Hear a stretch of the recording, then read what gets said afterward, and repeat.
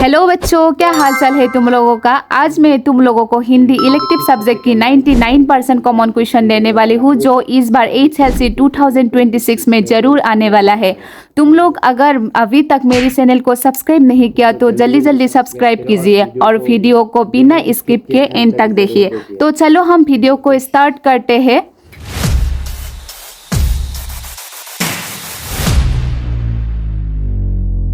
तो बच्चों, क्योंकि तुम लोगों का जो इलेक्टिव सब्जेक्ट हिंदी है तो तुम लोगों को ज़रूर हिंदी समझ में आता है, ये मुझे विश्वास है तुम लोगों के पर, क्योंकि तुम लोग बहुत इंटेलिजेंट बच्चे हो। तो पहले हम तुम लोगों के साथ ये जो गद्य खंड है हिंदी का, तुम लोगों का दो पार्ट है ना, ये गद्य खंड और ये पद्य खंड।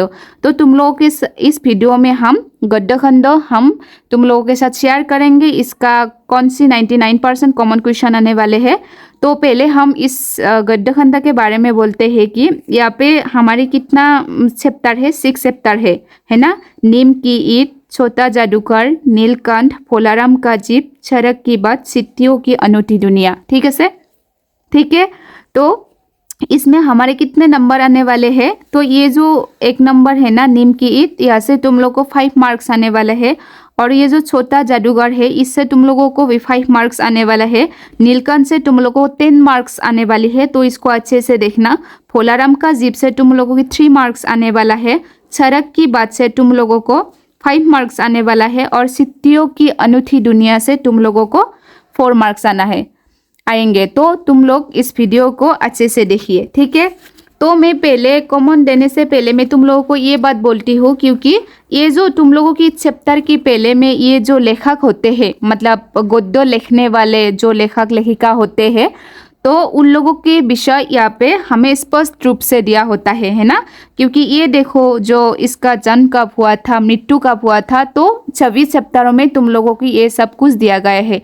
तो तुम लोग इन लोगों को अच्छे से देखना, उसके बारे में थोड़ा सा याद करके जाना, क्योंकि एग्जाम में उसकी जन्म या मृत्यु के बारे में पूछते हैं। तो तुम लोग ये जो रामबिक्स बेनीपुरी है, ये जो हमारी किसकी नीम की ईंट की लेखक कौन है, रामबिक्स बेनीपुरी, तो इसके बारे में तुम लोग अच्छे से देखना, थोड़ा सा एक्सप्लेन करके देखना, क्योंकि उसके बारे में हमारे एग्जाम में आने वाला है, ठीक है। उसकी जन्म और मृत्यु सन तुम लोग अच्छे से याद रखना, ये वेरी वेरी इंपॉर्टेंट है, ठीक है।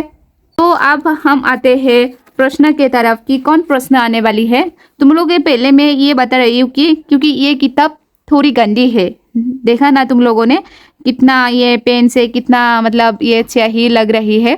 तो प्लीज़ बुरा मत मानना और मेरी बात को ध्यान दीजिए। मैं मुँह से मतलब जो बोलूँगी उस पर वो ध्यान देना। तो आते हैं हम पूर्ण वाक्यों में उत्तर दो। तो इसमें कौन सी इंपॉर्टेंट हमारी, इसकी क, ख और ख इम्पॉर्टेंट है, ठीक है। मैंने क्या बोला, उसकी क, ख और ख इम्पॉर्टेंट है। तुम लोग ये तुम्हारी किताब में मार्क कर लो। ये राइट साइन भी देने वाले हो या गोल साइन भी देने वाले हो, ये तुम्हारी मर्जी है। मैंने तुम्हारे सामने ये साइड में लिख दिया है, क, ख, ख इसकी इम्पोर्टेंट है, क्योंकि किताब गंदी है बहुत, मतलब अच्छे से समझ में नहीं आता कौन सी मैं मार्क कर रही हूँ कौन सी नहीं कर रही हूँ। तो इसकी पहली थी रामबिक्स बेनीपुरी का जन्म कहाँ हुआ था, और ख में दिया है कि बेनीपुरी जी को जेल की यात्राएं क्यों करनी पड़ी थी, और ख में दिया है कि चमकीली सुंदर चुखन इमारत वस्तुएं किस पर टिकती होती है। तो इस दिन को तुम लोगों ने देख लेना। इस बार आते हैं हम 2 नंबर की तरफ। अंति संक्षिप्त उत्तर दो, उसकी तुम लोग ख और ख देखना। ख में है लेखक के अनुसार कौन सी ईंट अधिक धन्य है, और ख में दिया है कि कंगूरे के ईंट की भूमिका स्पष्ट करो। तुम लोग ये दोनों देख लेना, ठीक है। अब हम आते हैं 3 नंबर की तरफ। 3 नंबर में दिया है कि संक्षिप्तों में उत्तर दो। तुम लोग यह की क देख लेना, ठीक है। क देख लेना और इसमें तुम उंगा देख लेना। हमारा देश कितने बलिदानों के कारण आजाद हुआ, ओके। तो अब हम आते हैं 4 नंबर की तरफ। 4 नंबर में दिया है कि सम्यक उत्तर दो। इसमें क और ग देख लेना। नीम की ईंट का प्रतिकर्थ स्पष्ट करो और ग देख लेना। हाँ, शहादत और मन मुख समझ की आधारशिला यही होती है का आशय बताओ, ठीक है। तुम लोग 4 नंबर की ये क और ग देख लेना, ओके। तो इसका और कुछ नहीं देखना। तो इस बार हम आते हैं इसमें छोटा जादूगर। तो इसके लेखक कौन थे, छोटा जादूगर की तुम लोग ये सोता जादूगर के लेखक थे जयशंकर प्रसाद। तो जयशंकर के प्रसाद के बारे में भी तुम लोग थोड़ा सा देख लेना, जन्म कब हुआ था, मृत्यु कब हुआ था, मतलब उसकी कहानियाँ क्या की थी, तो थोड़ी उसके बारे में देख के जाना, क्योंकि ये हमें पूछ सकता है। ये भी तुम लोगों के लिए वेरी वेरी इंपॉर्टेंट है, क्योंकि कौन सी क्या पूछने वाला है तो इसका तो कोई गारंटी नहीं, इसीलिए मैंने तुम लोग को जो देखने का है वो देख लेना। तो इस बार आते हैं हम सोता जादूगर के प्रश्न के तरफ। तो प्रश्न में हमें क्या दिया गया है, इसमें अभ्यासशाला में दिया है कि सही विकल्प को चयन करो। ठीक है, उसमें जो ये क ख ग ख उंगा, ये जो मतलब 5 मतलब MCQ तरफ दिया है ना, सही विकल्पों का चयन करने के लिए, तो ये पास को देख लेना, क्योंकि यहाँ पे तुम लोग नहीं देखने वाला कोई नहीं है, क्योंकि ये 5 नंबर का जो क ख ग ख उंगा, ये सभी मतलब इम्पोर्टेंट है, कुछ भी पूछ सकता है इस 5 से। ठीक है सर, इस 5 प्रश्न से कुछ भी पूछ सकता है, इसीलिए इसको देख लेना। तो अब आते हैं 2 नंबर की तरफ, पूर्ण वाक्यों में उत्तर दो। यहाँ पे जो है क ग उंगा, और एक बार मैं कह रही हूँ यहाँ पे पेश करना मुश्किल होगा, क्योंकि मतलब सही कुछ सब प्रश्न में ये पेन से सही लग रहा है, इसीलिए मैं और एक बार कह रही हूँ इसकी क ग और उंगा ये देख लेना तुम लोग। ठीक है, 3 क्वेश्चन देख लेना तुम लोग। तो इस बार आते हैं हम 3 नंबर की तरफ। ये जो 3 नंबर है, 3 नंबर में ये जो उंगा है, तो इसको देख लेना। कलकत्ते के बोटानिकल उद्यान में श्रीमान श्रीमती को छोटा जादूगर किस रूप में मिला था। ठीक है सर, तो तुम लोग ये देख लेना। ओके, तो उसके बाद हम आते हैं 5 नंबर की तरफ। ये जो 5 नंबर में तुम लोगों का ये जो गा है, सोते जादूगर की चतुराई और कार्य कुशलता का वर्णन करो, तो ये देख लेना, वेरी वेरी इंपॉर्टेंट है। तो तुम लोगों मैंने जो जो देखने के लिए कहा है वो ही देख लेना। ठीक है, तो इतना भी मत देखना, इतना देखने से मतलब दिमाग एकदम बोरिंग लग जाता है। अगर तुम लोगों का सब है तो देख लेना, मैं ये भी नहीं बोल रही क्योंकि अगर मैं जो बोला है वो देख लो, मगर मैंने ये बोला है कि मैंने जो देखने के लिए कहा है उसको स्किप मत करना, जैसे जैसे भी देख लेना। ठीक है, तो उसके हम नेक्स्ट चैप्टर में आते हैं नीलकंठ। उसके लेखक कौन है, महादेवी वर्मा। सो तुम लोग महादेवी वर्मा के बारे में भी तुम लोग थोड़ा थोड़ा देख लेना, उसकी जन्म कब हुआ था, मृत्यु कब हुआ था, उसकी मतलब प्रमुख काव्य कृतियाँ क्या क्या है, तो सभी लेखक लेखिका के बारे में ये थोड़ा तुम लोग देख के जाना, क्योंकि परीक्षा में ये पूछने वाला है। तो अब हम आते हैं नीलकंठ की प्रश्न के तरफ। तो यहाँ पे जो प्रश्न पूछ रहे हैं तुम लोगों को, जैसा ही विकल्पों का चयन करो, तो उसमें जो क ख ग ख उंगा दिया है ना, तो यही 5 क्वेश्चन तुम देख लेना, क्योंकि इसकी 5 चीज़ें इंपॉर्टेंट है, क्योंकि क्या पूछते हैं इसमें तो कोई मतलब गारंटी नहीं, तो ये 5 तुम लोग देख के जाना, क ख ग ख उंगा, इस 5 को तुम देख के जाना, यहाँ से कुछ भी एक आ सकता है। ठीक है, ये वेरी वेरी इंपॉर्टेंट है। तो अब हम आते हैं 2 नंबर की तरफ। 2 नंबर में तुम लोग उसकी क ख और ख, क ख और ख, क ख और ख, ये 3 देख लेना। ठीक है, मैं जो बोल रही हूँ वो देखना। ठीक है, तो इसकी स और ज देख लेना। ओके, तो उसके बाद हम आते हैं सारी नंबर चैप्टर की तरफ। सारी नंबर चैप्टर की नाम है फूला रंग का जीव। ये किसने लिखा था, हरिशंकर परसाई ने लिखा था। तो उसकी जन्म कब हुआ था, 1922 में, और मृत्यु कब हुआ था, 1995 में। तो उनके बारे में भी थोड़ा देख लेना, उनकी रचनाओं को भी थोड़ा देख के जाना, क्योंकि एग्जाम में पूछ सकता है, ये वेरी वेरी इंपॉर्टेंट है, तो इसको स्किप मत करना। तो अब हम आते हैं पोलाराम का जीव का प्रश्न के तरफ।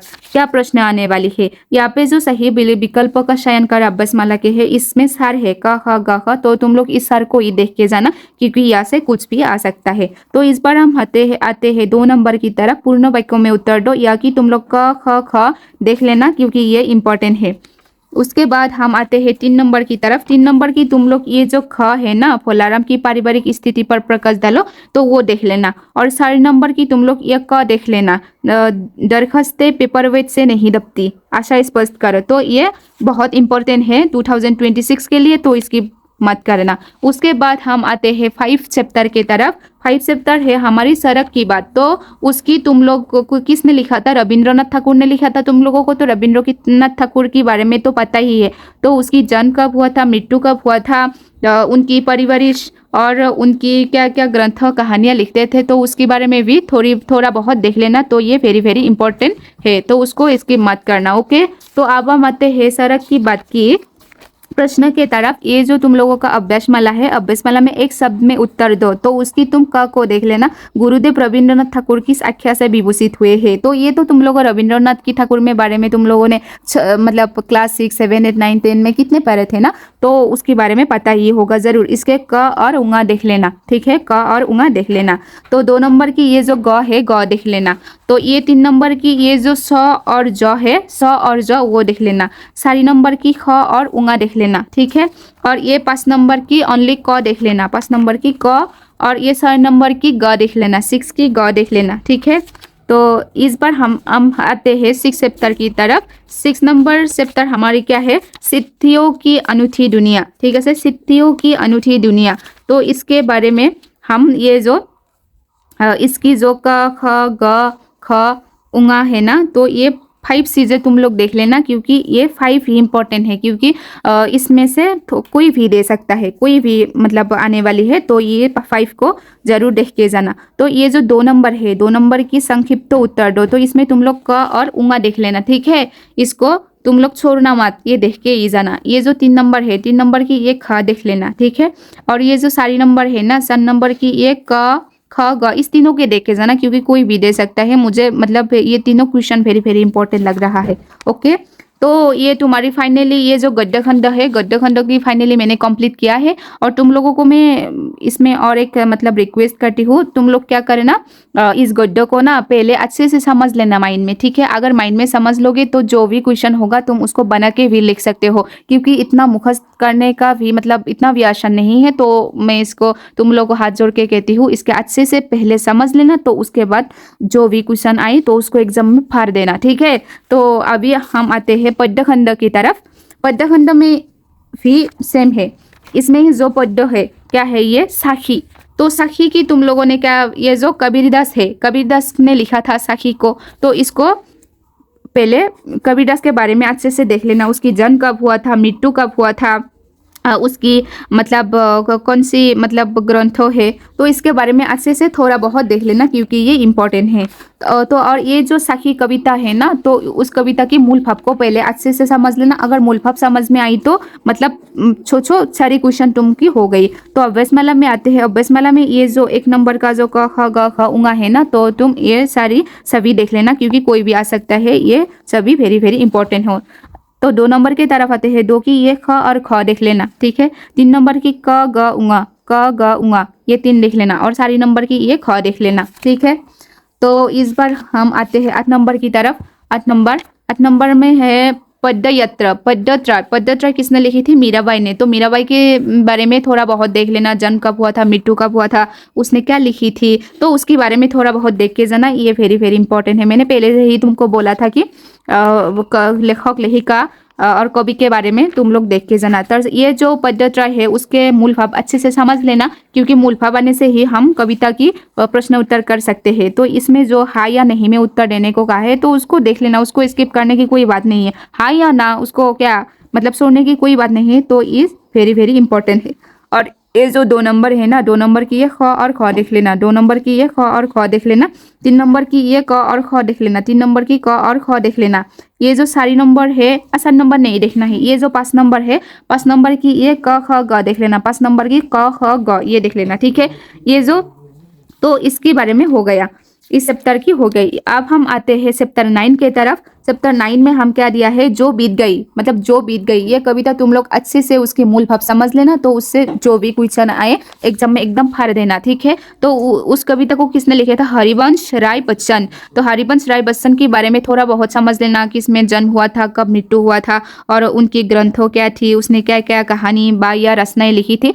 तो सभी कवि के बारे में मतलब लेखक लेखिका के बारे में अच्छे से समझ के पढ़ के जाना, क्योंकि वहाँ से कुछ भी आ सकता है, कुछ भी पूछ सकता है। और मैंने तुम लोगों को जो जो मतलब देखने के लिए कहा है, वो मैंने तुम लोगों का बहुत मतलब अध्ययन करके ही तुम लोगों को ये समझाया। तो ये कभी स्किप मत करना, ओके। तो इसकी अब हम आते हैं अभ्यासमाला की तरफ। अभ्यासमाला की ये जो 1 नंबर है, सही विकल्पों का चयन करो, तो इसके क ख दोनों देख लेना। ये जो 2 नंबर है, 2 नंबर की क ख और स, क ख और स, ये 3 देख लेना। मैंने जो जो बोला है मुझसे वही सब अच्छे से सुनना, ठीक है, क्योंकि इसमें पेन की बहुत सही लग रही है। तो इस बार हम आते हैं चैप्टर 10 की तरफ। 10 में क्या है हम देख लेते हैं। 10 में ये जो है रामधारी सिंह दिनकर, ठीक है, मतलब रामधारी सिंह दिनकर के बारे में भी थोड़ा बहुत देख लेना, क्योंकि और इसमें जो प्रश्न यह है, तो इसके बाद ये जो तुम्हारी प्रश्न है ख, ये ख देख लेना, ठीक है, ख आने वाली है। तो उसके बाद हम आते हैं चैप्टर 11 की तरफ। 11 में क्या है, कयर मत बन। कयर मत बन मतलब हमको कयर मत होने के लिए कह रहा है। तो इस कविता को अच्छे से समझ लेना, अच्छे से समझने से तुमको सारी क्वेश्चन सॉल्व कर पाओगे। तो उसकी किसने लिखी थी, नरेंद्र शर्मा ने लिखी थी। तो नरेंद्र शर्मा की जन्म और मृत्यु दोनों सन दिया हुआ है, तो उसके बारे में थोड़ा बहुत देख लेना, क्योंकि यहाँ से कुछ भी पूछ सकता है। मैंने पहले से भी ये बार बार बोला है। तो उसकी हम प्रश्न अभ्यासमाला की तरफ आते हैं। अभ्यासमाला में ये जो सही या गलत दे रहा है, तो उससे मतलब देख जाना, तो उसके सही या गलत तो वो तो बता ही पाओगे, तो स्किप करने की कोई बात नहीं। ये तुम लोगों की वेरी वेरी इंपॉर्टेंट है। तो 2 नंबर की तरफ आते हैं। 2 नंबर के पूर्ण वाक्यों में उत्तर दो। इसकी जो ये ख है, ख ख स, ख क ख ख स, ख ख स, ये 3 देख लेना। और ये जो 3 नंबर है, 3 नंबर की ग ख देख लेना, 3 नंबर की ग और ख देख लेना। और ये सन नंबर की क देख लेना, सन नंबर की क देख लेना, ठीक है। सन नंबर की क ग ख, क ग ख देख लेना। ये जो 5 नंबर है, 5 नंबर की तुम लोग ख देख लेना, 5 नंबर की ख देख लेना। और ये 6 नंबर की ख देख लेना, ठीक है। 6 नंबर की ख देख लेना। ओके, तो इस बार हम आते हैं चैप्टर 12 की तरफ। चैप्टर 12 में हमें क्या दिया गया है, मृत्तिका। तो मृत्तिका को अच्छे से समझना। और ये किसने लिखा था, नरेश मेहता ने लिखा था। उसकी जन्म 1920 में हुआ था और मृत्यु 2000 में हुआ था। तो उसकी रचनाएं, उसकी जन्म, उसकी मृत्यु के बारे में मतलब थोड़ा बहुत देख लेना, क्योंकि ये इंपॉर्टेंट है और एग्जाम में आने वाला है। तो इसके ये जो क्वेश्चन है, 1 नंबर की ये क ख ग तीनों देख लेना, क्योंकि कोई भी आ सकता है, वेरी वेरी इंपॉर्टेंट है। और ये जो 2 नंबर है, 2 नंबर में ये ख और ख देख लेना, ठीक है। मिट्टी के किस रूप को प्रिय रूप माना जाता है और क्यों? पुरुषार्थों के सबसे बड़ा देवत्व क्यों कहा गया है? ये जो 3 नंबर है, 3 नंबर में ये ख देख लेना, मतलब व्याख्या करना आते हैं, तो इसको मत छोड़ना, क्योंकि ये वेरी वेरी इंपॉर्टेंट है। जो मैंने बोला है उसको कभी भी स्किप मत करना। तो हम आज इस वीडियो में तुम लोगों को हिंदी का पूरा 99% कॉमन दिया है। अगर तुम लोगों को ये वीडियो अच्छी लगी तो मेरी वीडियो को लाइक करो, चैनल को सब्सक्राइब करो। तो आज के लिए इतना ही। Thank you, bye bye.